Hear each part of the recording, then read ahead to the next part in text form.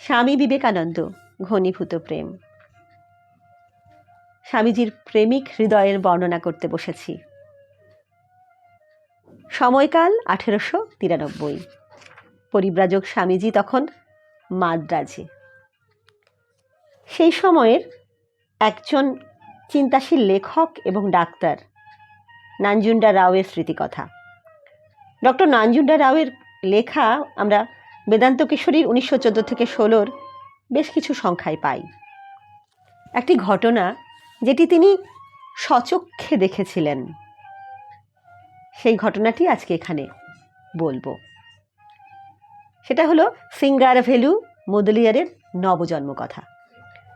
শ্রীযুক্ত মন্মথনাথ ভট্টাচার্যের সমুদ্র তীরের বাড়ি, অপরূপ চন্দ্রালোকিত রাত্রি, স্বামীজি সর্বোত্তম ভাবাবেশে আছেন। আমরা কিন্তু ডক্টর নাঞ্জুন্ডার বয়ানে ঘটনাটা শুনছি। তার মুখ সত্যই প্রদীপ্ত, সুস্মিত সৌম্য দেহ থেকে আলোক বিচ্ছুরিত হয়ে তার চারপাশে যেন জ্যোতির বলয় সৃষ্টি করেছে। একটু আগেই গান গাইছিলেন, যা প্রাণের ভেতরকে পর্যন্ত নাড়িয়ে দিয়েছে।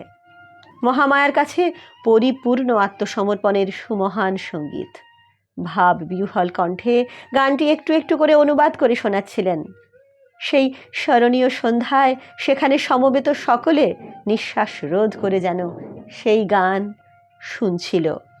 গান শেষ হলে অসীম স্তব্ধতা, যা সকলকে সন্ত্রস্ত সম্ভ্রমে অভিভূত করে দিয়েছিল।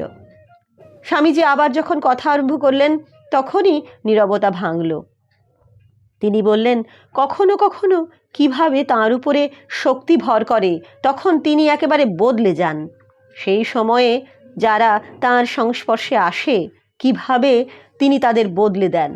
তিনি বলে চললেন, ওই সব সময় তাঁর মনে হয় এক বিরাট শক্তি তাঁর দেহের অনুপরমাণুর মধ্যে শিহরিত হয়ে ছড়িয়ে পড়ে চারপাশে, প্রভাবিত করে সমস্ত কিছুকে।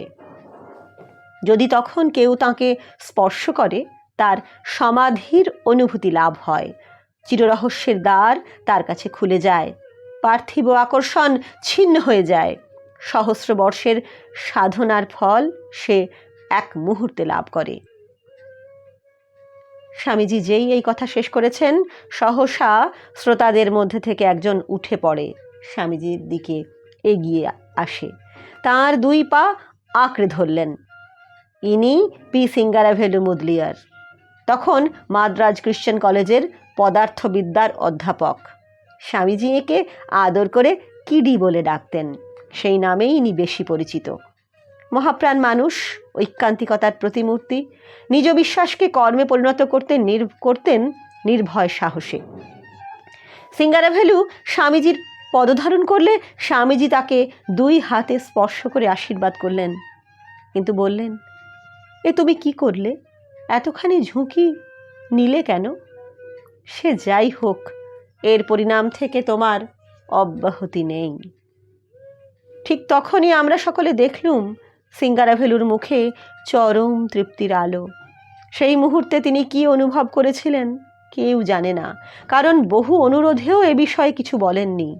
কিন্তু এটি অত্যন্ত স্পষ্ট হয়ে উঠেছিল, সেদিন থেকে তিনি সম্পূর্ণ ভিন্ন মানুষ। তিনি সংসার ত্যাগ করেছিলেন, স্ত্রী পুত্রাদি সব কিছু ত্যাগ করেছিলেন, অধ্যাপনা ছেড়ে দিয়েছিলেন, অতঃপর শুধু স্বামীজির কাজই করে গেছেন। তাঁকে যারা জানতেন তাঁদের সকলেরই মনে আছে, জীবনের শেষ পর্যন্ত তিনি সন্ন্যাসীর জীবন যাপন করে গেছেন। ঘণ্টার পর ঘণ্টা নিমজ্জিত থেকেছেন সাধনায় ও ধ্যানে। নাঞ্জুন্ডার স্মৃতিচারণ আমরা এইভাবে শুনলাম। আবার এই একই ঘটনার উল্লেখ কিন্তু আমরা শ্রী রামানুচারিয়ার লেখাতেও পাই। তিনি এক জায়গায় লিখছেন, সেই সময়কার একটি ঘটনা সকলের মনোযোগ আকর্ষণ করেছিল। মাদ্রাজ খ্রিশ্চান কলেজের অধ্যাপক সিঙ্গারাভেলু মুদলিয়ারের সম্পূর্ণ রূপান্তর। তিনি শাস্ত্রে অবিশ্বাসী, অজ্ঞেয়বাদী, মুক্তচিন্তা গোষ্ঠীর অন্তর্ভুক্ত। মাথায় টুপি পরে ঘুরতেন, পাশ্চাত্য জীবনযাত্রা অবলম্বন করেছিলেন, তার দ্বারা সামাজিক আলোড়নের কারণ হচ্ছিলেন। স্বামীজি যখন মিস্টার ভট্টাচার্যের বাড়িতে ছিলেন তখন ইনি স্বামীজির সংস্পর্শে আসেন। স্বামীজির স্পর্শ মাত্রে সিঙ্গারাভেলু মুদলিয়ার একেবারে বদলে যান। তিনি চাকরি ছাড়েন, ঘর সংসার ছাড়েন। স্বামীজির সংস্রবে আসার মুহূর্ত থেকে আত্মসমর্পিত অধ্যাত্ম সাধক হয়ে দাঁড়ান। ক্রমে তিনি মার্কা মারা সাধু হয়ে যান। ডক্টর নানজুন্ডা রাওয়ের ময়লাপুরের বাড়ির উল্টো দিকের একটি কুটিরে একলা থাকতেন। দুপুরে আর রাত্রে ডাক্তারের বাড়ি থেকে খাবার আসতো, তাই খেতেন। ইনি হলেন বিখ্যাত কিডি। এই নামটি স্বামীজি দিয়েছিলেন। সমস্ত মাদ্রাজে এই সংবাদ ছড়িয়ে পড়েছিল এবং জনসাধারণ কিছুটা বুঝতে পেরেছিল বিবেকানন্দ নামের বারুদখানা ব্যাপারটা কি। বেদান্ত কেশরীতে মে 1952 এই লেখাটুকু আমরা পাই। আবার যাব ডক্টর নানজুন্ডা রাওয়ের কথায়। এই যে ঘটনাটা তিনি স্বচক্ষে দেখেছিলেন, এটা সম্পর্কে স্বামীজির নিজের কি মতামত? স্বামীজি কিন্তু বলেছিলেন কিডির ওই রূপান্তর ঈশ্বর কৃপায় হয়েছে। কিন্তু স্বামীজির স্পর্শেই তো উক্ত ঈশ্বর কৃপা সঞ্চারিত হয়েছিল, সেটা স্বামীজি অস্বীকার করেননি। তিনি বলেছিলেন 12 বছর অখণ্ড ব্রহ্মচর্য পালন করে কেউ যদি ঈশ্বর চিন্তায় নিমগ্ন থাকে তাহলে সে ঈশ্বরের করুণা প্রবাহের যন্ত্র হতে পারে। ঈশ্বরের কৃপা তখন তাকে তার অজান্তে অধিকার করে ফেলে, তাকে একেবারে বদলে দেয়, নানা রকম সিদ্ধায় শক্তি দেয়, নিজের সমাধি লাভের, অপরের সমাধি ঘটাবার ক্ষমতা দেয়। নিজের পূর্বজন্মের কাহিনী সে জানতে পারে, স্পর্শের দ্বারা অপরকে রোগমুক্ত করতে পারে ইত্যাদি। স্বামীজি এক্ষেত্রে 2 ধরনের শক্তির কথা বলেছিলেন। 1 আধ্যাত্মিক শক্তি, 2 সিদ্ধাই শক্তি। উঁচু দরের আধ্যাত্মিক মানুষ নন এমন মানুষও মনঃসংযোগের দ্বারা অর্থাৎ বিশেষ ধরনের যোগের দ্বারা সিদ্ধাই শক্তি আয়ত্ত করতে পারেন। তারা আপাত অলৌকিক কাজ করতে সমর্থ। তেমন একজন ব্যক্তিকে স্বামীজি স্বচক্ষে দেখেছিলেন। কিন্তু মানুষকে চরিত্র বদলে দেওয়ার ক্ষমতা থাকে একমাত্র অধিকারী আধ্যাত্মিক পুরুষদেরই। যেমন পওহারি বাবা একজন চোরকে বদলে সাধু করে দিয়েছিলেন, স্বামীজিরও সেই রকম ক্ষমতা ছিল। ঈশ্বর করুণায় অভিষিক্ত যাঁরা, তাঁরা জ্যোতির্ময় পুরুষ। তাঁদের মধ্যে বিচ্ছুরিত হয় প্রেম, আলোক, আনন্দ, অমৃত। স্বামীজির জীবন পর্যালোচনা করলে এমন ভালোবাসার কাহিনী, মানুষকে বদলে দেওয়ার কাহিনী আমরা আরও অনেক পেতে পারবো, দেখতে পাবো। স্বামীজির জীবনের নানান ঘটনার মধ্যে আমরা স্বামীজির প্রথম দিককার অনেক ব্যাপারই শুনতে পাই।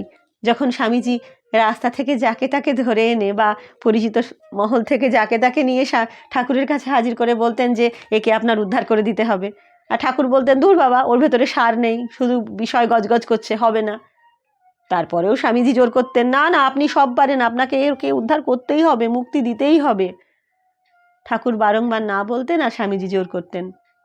শেষ পর্যন্ত কিন্তু আমরা জানি স্বামীজি জয়ী হতেন, কারণ ঠাকুর বলতে বাধ্য হতেন, আচ্ছা যা, শেষ সময়ে হবে। এমনি করে মানুষকে ভালোবাসবার ক্ষমতা বিবেকানন্দেরই ছিল।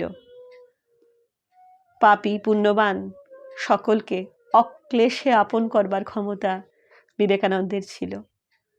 তাই বুঝি তিনি বলেছিলেন, এই পৃথিবীর শেষ মানুষটির মুক্তি না হওয়া পর্যন্ত আমার মুক্তি নেই। তাই বুঝি কোনো এক সময় তিনি গুরু ভাইদের বলছেন, আমাকে আবার জন্মাতে হবে। কেন? আমি মানুষের প্রেমে পড়েছি, অর্থাৎ মানুষকে ভালোবেসে আমাকে আবার আসতে হবে। আমাদের জীবন দিয়ে পর্যালোচনা করলেও আমরা বুঝতে পারি শেষ কথা কিন্তু ভালোবাসা। ভয় একটা সীমা পর্যন্ত কাজ করে, ভক্তি একটা সীমা পর্যন্ত কাজ করে, কিন্তু প্রেম সমস্ত সীমাকে লঙ্ঘন করে, সমস্ত বিভেদকে ভুলিয়ে মিলিয়ে মিশিয়ে একাকার করে দেওয়ার ক্ষমতা রাখে। ঈশ্বর আনন্দ স্বরূপ, ঈশ্বর প্রেম স্বরূপ। আর ঈশ্বর প্রেরিত এই সব বড় মাপের মানুষ যাদের আমরা মহাপুরুষ বলি, তারাও ঘনীভূত প্রেম, এমনটাই মনে হয় তাদের জীবন পর্যালোচনা করলে। তাঁর ভালোবাসা সকলের উপরই বর্ষিত হোক। সেই আলো তো ঝরছে, আমরা যেন সেই আলোর ঝর্ণাধারার নিচে গিয়ে দাঁড়াতে পারি, সেইটুকু মতি আমাদের হোক, এই প্রার্থনা জানিয়ে স্বামী বিবেকানন্দ ঘনীভূত প্রেম পর্ব 10 আজ এই পর্যন্তই নিবেদনে রাখি দক্ষিণেশ্বর থেকে। নমস্কার।